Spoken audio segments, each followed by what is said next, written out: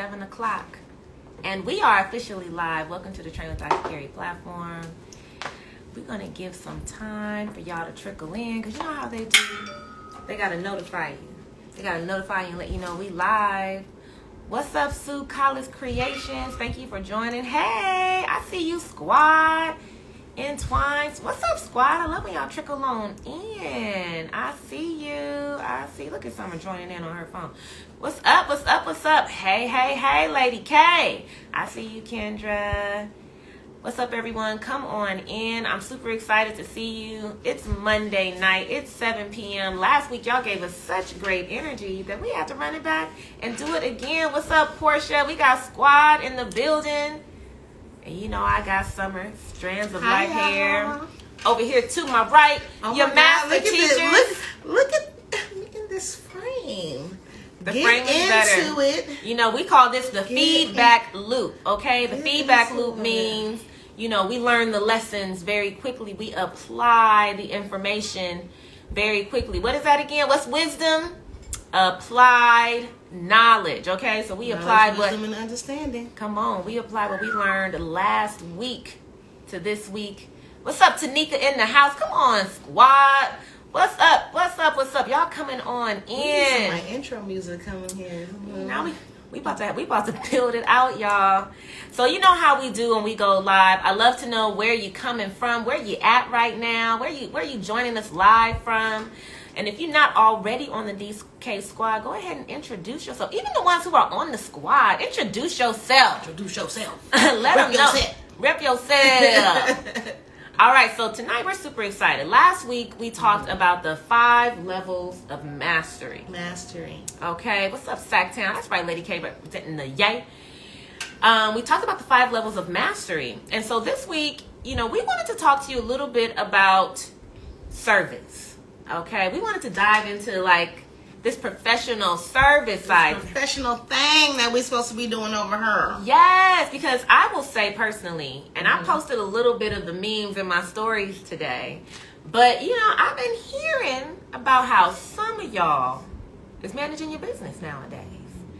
And Summer recently had an experience going to get some service. And it just sparked a conversation between us that we have often, honestly. We have it often, but we thought, like, let's bring it to the masses. Yeah. And I really enjoyed our conversation last week about being masters. This actually ties into that, but it's more about on the service side. But before we talk specifically about our industry, go ahead and tell them about your experience, just so we can create some context around the conversation. I'm ready to turn.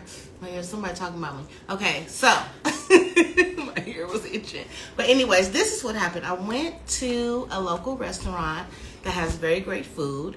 They have just a few tables in there. It's kind of more people just kind of counter style, get it and go, and a little bit of seatery for people who got the time for that. So I happen to have the time.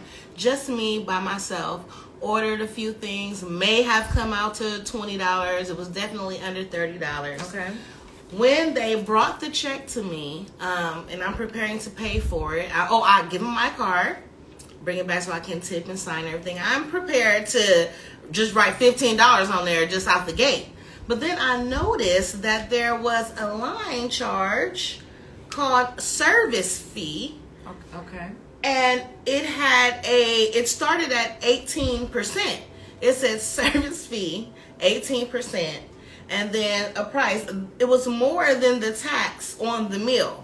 And I was like, what is this 18% service fee? Now, I've seen this before. And I'm sure some of y'all have seen this too. If you go to a nice restaurant, if you're dining in a party of 6 or more, it's on the menu that the gratuity will be included at most likely the 18% rate. Okay. So it's not like I've never seen that before, but I've definitely never seen it in a situation with somebody just dining for one at a counter, little diner style joint, and they tack on 18% to my bill after the 10% tax because we're in California. Okay.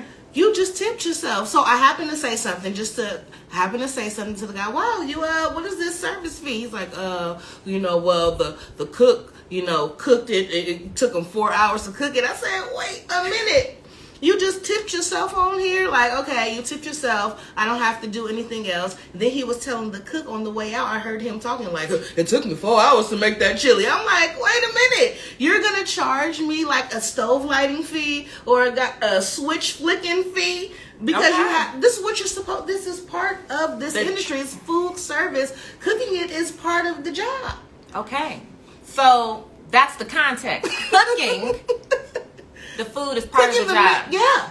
What is this, an onion chopping fee? You gonna charge me? And you were charged an extra fee. A set 18%. So you went in to get some food, and then an additional 18% was charged for a job they were already.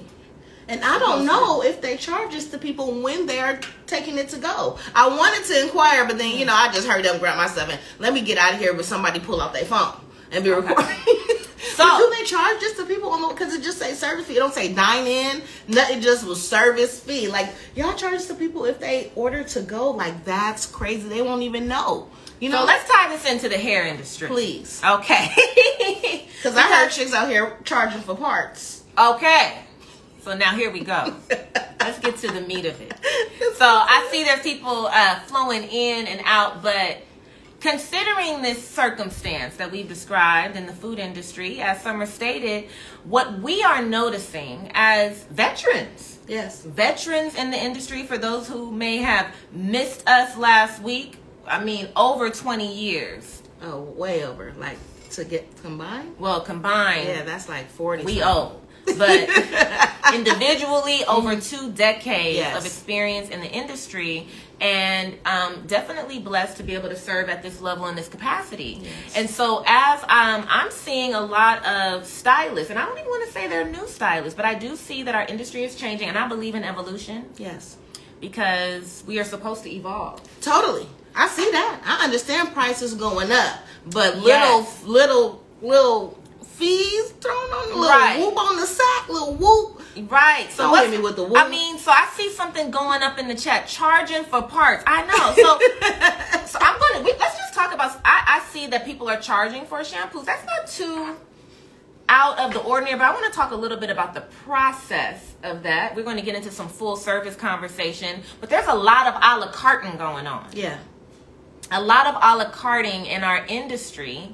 And I'll just say, as a professional hairstylist with over 2 decades in the game, I believe in providing a full service experience. So first, I think we should start this conversation around what it means to actually serve. Like what it is when you decide to work in this industry. What would you say, Summer? Like, it really, really sets us apart from the stylist who's hooking up the homies, because there's a difference. Oh yes, totally. There's a difference. Education. Okay. Training. Okay. Going to school and being taught that side of it. Okay. Because if you're just looking for something that you can do from home, like a lot of people did during the pandemic, a lot of people turned to natural hairstyling. It's something you can do without a license in most states, as long as you're not doing certain things like shampooing or coloring or thermal tools and techniques. And you can just do it. Mm-hmm. But for the people who came before that, the pandemic, like a lot of us who did go to school, we learned how to serve the customer, because it's all about the consumer. You learn that consumer safety, and in being safe, you provide care. Oh, you just took the words out of my mouth. Did I? Yes. Wow. I was going to say that hair care, if you are going to be a professional hairstylist, hair care is health care. And it's part of the job. It comes with it, especially because our industry started off with cosmetology. So if you are thermal and chemical styling, it just comes with it. Yes. So, and then for those stylists, it's hard for them to even detach from that. You can't come. I have a friend, Arnita, Styling Diva 101, out in Colton, Master Touch Hair Salon. She's not going to let you come to her with your hair shampooed already. Mm-hmm. And you're coming and she's going to press and curl your hair or whatever she's going to like. No, ma'am, I'm going to have to get up in there. I'm going to have to assess your scalp. I'm going to have to see what's going on. See your hair wet, see your hair dry. Yeah. So I know how to properly execute this style. So I need to know from some of you, because there's a missing link for me. I feel like the stylists who are on live with us now, we hold the same values, but I just want to know how many of you who are live, one, provide a full service experience for your clients, and if there are any of you who do have some a la carte services, you know, what are they and how do you decide? I like what you're saying, Tanika. That squad right there. She says to serve, perform duties or services for another person or an organization. So if you are a professional hairstylist, you are in the service You are in the service industry. You are a service provider. Grooming for the masses. Yes, we are responsible. We're responsible. And hair is a part of the body. So again, that's health care. That's health care. You want to take that's self care. And you want to take care of that and take it of your community seriously. And take it very seriously. Yeah. So it's not just about the hands-on training for skill set and knowing how to do hair, but service and providing a full service experience is a part of that. I think it's about the reframing. Like, but can anyone just maybe shed light? I mean, I know it might be a little bit of a delay, but to really shed light on the source. I mean, what do you think is the source of this a la carte, you know, charging for parts, charging for blending color? Somebody said there was what did you say? What kind of fee there was? A neglect fee. Hair neglect fee. That's crazy to me. I guess I just want to... I think when you're just jumping into this industry and not somebody who trained under people or assisted with other stylists and see the work and the care that goes into it, you just come from a different place, and it is a lot of time, a lot of effort. It can't... Natural hairstyling can be very tedious. So if you're just coming in, like, you trying to just hurry up and, you know, make some money or whatever the case may be, like, some of those things you feel like, girl, I'm going to have to charge you for this, and this, or I'm just going to have to charge you more or whatever because this took me a long time, or this is a lot, or it hurts my back, or it hurts my hands, or whatever the case may be. So you just feel like, or they just may feel like they need to charge for every little step, every little process. Yeah, okay, I'm seeing some people in the chat. Hold on, I like it. Let's see. What's up, Embrace Me Organics? That's squad right there. Okay, so Sue Coyle's Creation. So you're servicing like you were on the fence about charging for shampoo and styling. But if you're doing an install, you include the wash the day. Or you'll give them a wash with their first retight or retwist. Okay. Santrisa's Beauty, you're not licensed. Get that. Which I think she might be saying others aren't licensed. Okay, right. And yeah, and that's a valid fact. I have a comment about that. And then Teen Natural Niche said, it's lazy. I mean, the work ethic has shifted. There has been some shifts in work ethic. This is why y'all need to come to school. And excellence. Y'all don't know science. The measure of excellence. Ma'am, you should be shampooing your client. If they're not coming freshly shampooed, like their hair is still damp, you should be shampooing the hair because, one, the water is the magic elixir. It helps you to spread the product. It helps make the hair more pliable and actually more protected than just being dry. Yeah. You know, with certain techniques and certain products, you do want some water to coat the hair first before you apply it to help just soften up the whole situation. So, yes, you should definitely provide that. Like for me, also, one of our tactics is to give more than we take. So, and I would say it's not even a tactic. It's just a rule of the universe. It's just a rule of the universe. I was searching for a word, but tactic came out. But you know what I mean. This is embedded in us. We give more in service and in value than you take. When your hand is open, you can always get poured into. When you're clutching like this, you can't even receive. So open. But I like what you were saying. I like what you were saying though, because you were dropping some real knowledge in the science of hair. So there's some science behind the importance. And some metaphysical stuff, some spiritual stuff of offering that shampoo. Now, let me just add a little caveat because licensing is real. Yes. Not everyone may be licensed to shampoo hair. I see squad is like, you know, I'm in an executive office space, so you may not have the facility to shampoo the hair. And so for those who may be in one of these situations, what should they do? I recommend, one, if you're not licensed, to partner up with a stylist who is. Okay? And then have your clients go and get prep services properly and thoroughly with the licensed stylist before they come and see you. And you know I'm all about the squad goals. Squad up. You know, get with somebody who can provide that service, you know, team together. And I bet you it's going to add more value to your client's experience, and it's just going to be healthy all the way around. You know, I like to say is during the shampoo service, you get to know your client's hair. Yeah. Okay? And then for Squad, Lady K, or anyone else who may be in a space or a facility where you don't have a shampoo bowl, what should they do to primarily? Well, again, you should either make sure that the client's being prepped by a stylist. That I feel like that's like the best solution, to have somebody prepping the client's hair.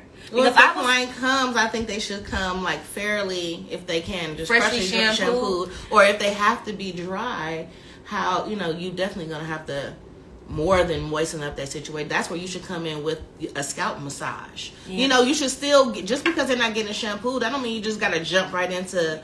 You know, you should spray them down with some water and glycerin and some oils and massage your hair and get them into their locks and moisturize them down and make them feel like you care. Not just that you are trying to get their money, but you are grooming them so they can go to work and feel good. Yeah, it's the experience. And so, and I like what you're saying. There's this part of me, though, that just really feels that it's important in order to distinguish yourself as a professional. There has to be another professional shampooing the hair.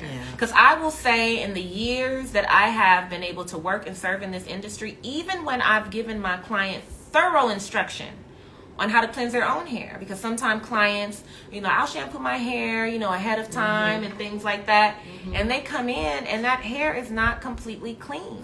Or they're using products that coat the hair, and if I do need to blow it out, it's smoking up my space, or it's all on my hands, or it's leaving buildup on the hair. And the product you can't get the product on there properly. Again, even with protective styles, we have to keep in mind that these styles are being worn for up to 2 months. You want to start square one, fresh out the gate. When you are choosing to serve as a professional in this industry and you're taking in clients, you are saying that you are partially responsible for the care of this person's hair.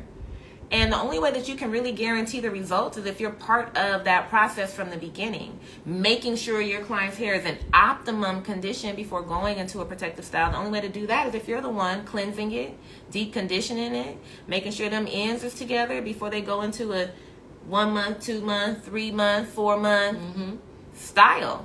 And one thing Miss Hannah taught me was that if they have not had their hair shampooed and conditioned in 3 days, that it has to be done in the salon. So a caveat to the caveat of sending that client to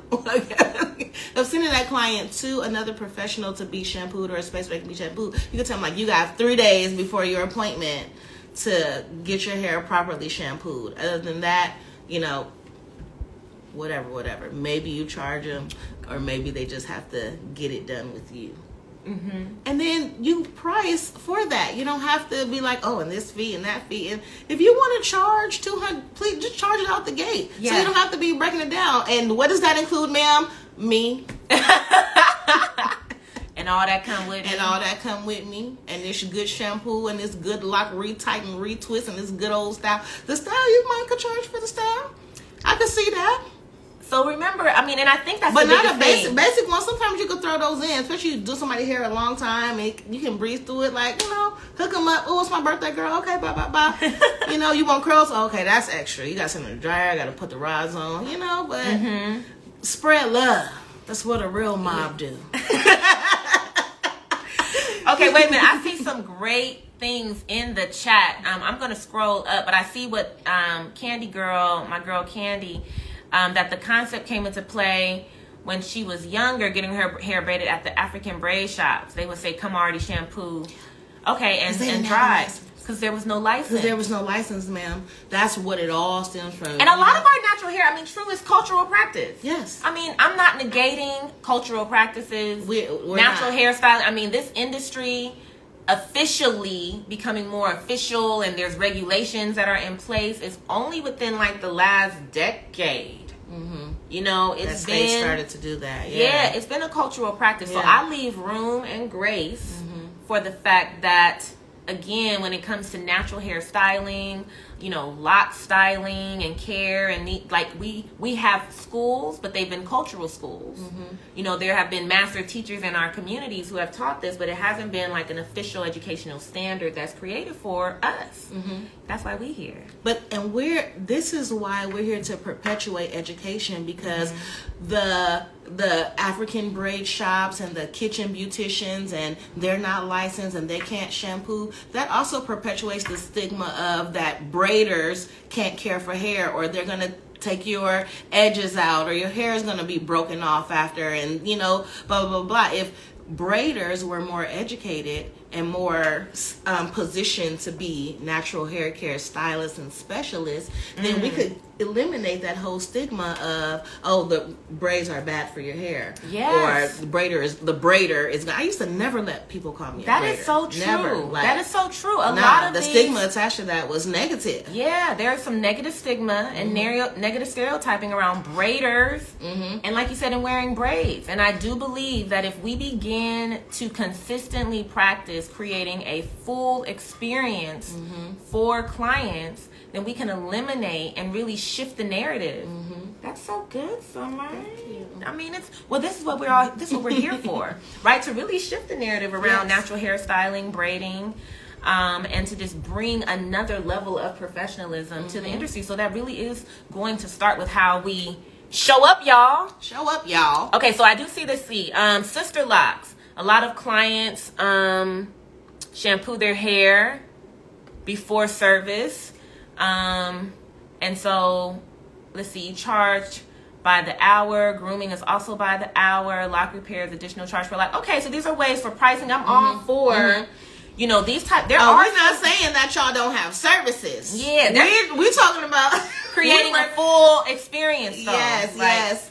You know what I'm saying? You're not gonna say, okay, I'll do your retight, but to clean your parts during the retight, that's a charge, boo boo. That's not a charge. That's you've already charged for that. But so you're repairing. Yeah, we're talking about egregious type of situations that seem to come from a place of lack. You know what I'm saying? And I would also say too, like really partitioning out things that are just naturally a part of process and providing a service. So, like Summer said, like cooking my forking food is part of me coming here and saying, I want a meal. Them chicken wings. Right. You can't say, well, you want me to fry? And then, no, that's going to be $5. Oh, you want me to season them first? Oh, shit, that's $10. That's out of control. Right, so that's like I'm coming in for braids, and you charging me to pardon. You charging me to blend my hair. You're charging me for each chain. 2, 3, 4, 5, 50. And I want to say, and I'm just going to take just kind of a leap out here, that when it comes to some of the extra charging that's happening, is as a lot of stylists that may be new to the industry are trying to figure out how to charge for the service, then they're looking at everything as, you know, my time. You know, so, you know, blending hair. You know, oh, it takes me time to blend hair. When you have to remember, there's pre-blended hair on the market. So, you know, and also, too, I would say as a rule of thumb, if you are a stylist who you're working on setting your prices, you don't necessarily have someone like me, like a Summer, a member of the DK squad, who you can kind of bounce some ideas off of, see what's standard in the industry, to put yourself in the other person's shoes. Like if you were to walk into a building, like how would you feel or respond if you were being charged in the way that you plan on charging your customers? Now, if you honestly feel like, yeah, like if somebody came to me and charged me all this, I would be fine, then I would say go for it, try it out. You know, test it out. I'm science. Hypothesis. Yes. And then test the hypothesis. Now, the biggest thing is, like I started off this call, feedback loop. What do you do with the results that you get? And how long does it take you to pivot or change, you know, once you get the information.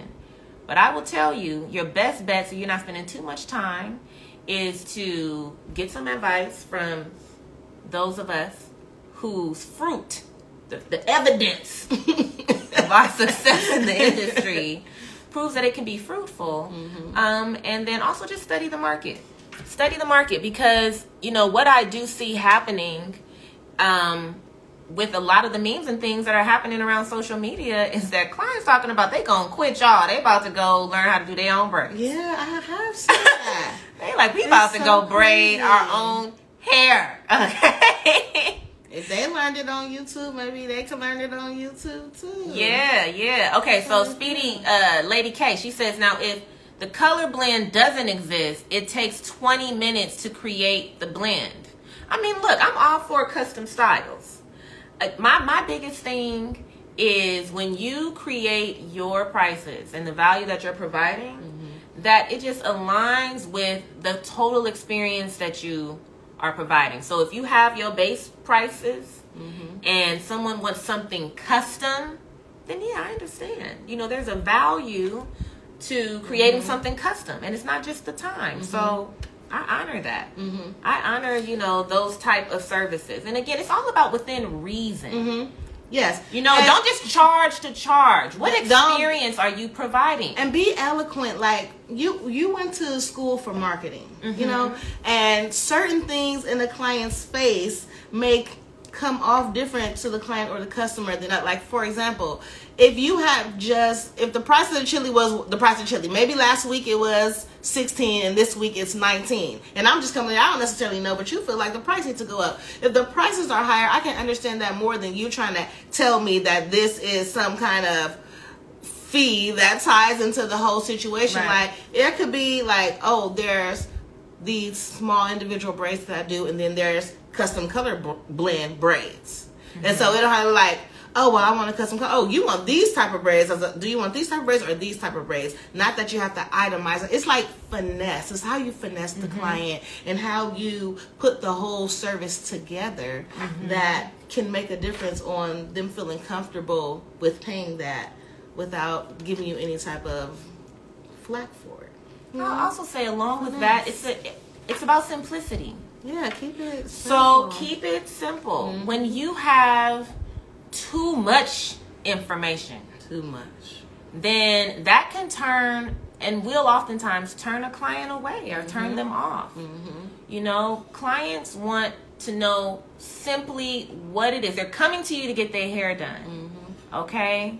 So when they are coming to you to get their hair done, they just want to simply know, how much is it going to be and what does it include? And that's just a full service experience. Now it's your job as the artist, as the business owner, as a person who is aware of the expenses and also how much you want to earn after the expenses, to set the price. And stop devaluing yourself. Yeah, just so make your braids. Just make it the price. Listen, if you say, okay, these braids are $300, right? And then they say, oh, I want this color, and you say, oh, me blending the color, that's 20 minutes. Okay, they $345. Girl, all of your braids are $345. That way, whether they want the custom blend color or not, you don't have to go in and taking stuff out, because you are able to do a bomb custom color, and so you are just going to wrap that in because somebody going to hit you with that or not. And they might hit you with it the same day or after the fact. So just make the braids $345. Yeah. That's for you. That way, if they don't want it, cool, like they. If they do want it, it's already in there, boo-boo, and that's fair. And trust and believe that, and you simplify it. You don't have to say, oh, I blended it. Oh, because when they say, why is that much? They start from the gate. Because another thing about that's an excellent point, because you just snatched something else out of my brain. Brain snatcher. Brain snatcher. The thought snatcher. Yes, because going back to simplification, when you have too many options on the menu, for those who budget and price may be a factor, they're going to go for the cheaper option. So as much as they may want the color blend or the zigzag parts, the fact that it has been itemized out, they're going to lean or favor more towards the cheaper option. So I like what you said, Summer. Just set a standard of excellence in your business. set a standard of excellence. You like that, huh? In your business. The emotion out of my heart. That's what you said. Set that standard. I mean, it's really packaging up everything that we said. Moving in excellence. You're creating an excellent experience every time. And an excellent look, an excellent style. And it's going to turn heads. This is going to get you 3 more. Because I'm going to tell you. 3 more. So with my own prices, when I'll start off with my twist extensions. And I remember I used to charge $150 to do twist extensions. And it was taking me like 6-8 hours. Do that math, okay? But as I started to get faster, I remember when I raised my price to $300 for twist extensions. And was doing them in 4 hours. And I cut my time down to 4, and some days I could even do it in 2. And you thought she was going to charge less for that? But I didn't change the price. It went up, boo. There was a value add. Niche. Okay? Fast because with the value add. I tapped into a market. Just like when you're on Postmates and they say, do you want priority? And they hit you with that $2. If it comes faster, you pay more. So it goes back to what Summer said. When you establish your prices based on a standard of excellence, as you continue to improve, get faster, develop more technique, it's going to already be embedded in your prices. Yes. So you don't have to, one, go back and forth with shifting your prices and negotiating, having all these options because, you know, you're trying to hit every single need of your client and or your own. But then also, ultimately, you're going to make more in the end as you improve. And it's going to only increase the value of what you're doing. Okay? And so when you provide a full service experience, then, you know, you can go ahead and get more value. You know, don't shift in the service side. Because that's what I find happens. Give the service. Yeah, that, you know, when you do undervalue yourself as an artisan, as a service provider, when you're not pricing your services correctly, again, the energy that comes across is just over a la carting, and it affects your service. It does. And then you want to project and get mad at the client because you didn't charge enough, but you said yes, and you tired, and you want to go to sleep and eat your snacks, but you didn't consider none of that. So, and if you find yourself in this a la carte vortex, then it probably is time for you to raise your prices. It's okay. Eggs, milk, all that stuff went up. You can go up too. You do not have to. If you've been at a price for like 3 years or more and you haven't gone up, it's time for you to go up. It's okay. You gotta look at your numbers. Hey, and look, Gina, my money coach is in the chat. Talking about prices. We talking about money, Gina. Let's go. So yes, all of that is so important to consider what you're doing, what you're providing in service, the standard of excellence that you're giving, and making sure that you are pricing your services accordingly. I do have a free Stylist calculator in my bio, and that's a good way to start. Because what I have found is that there are a lot of you that are undercharging for your services. And so what this Stylist calculator does, I designed it specifically for you to at least find a base price that you should be charging per hour to set some standard pricing within your market. You see her? I have a wonderful business, a wonderful way of give wonderful service for wonderful pay. We love that one. We love that one. Some affirmations in the chat. And see, the first part of that affirmation is all about you and your service and your business and how wonderful it is. And once all of that is shining and wonderful, the wonderful pay, it just comes and follows right in line. It falls right in line. You have a wonderful business, wonderful way, you give wonderful service. Just stop right there. The rest of that is already written.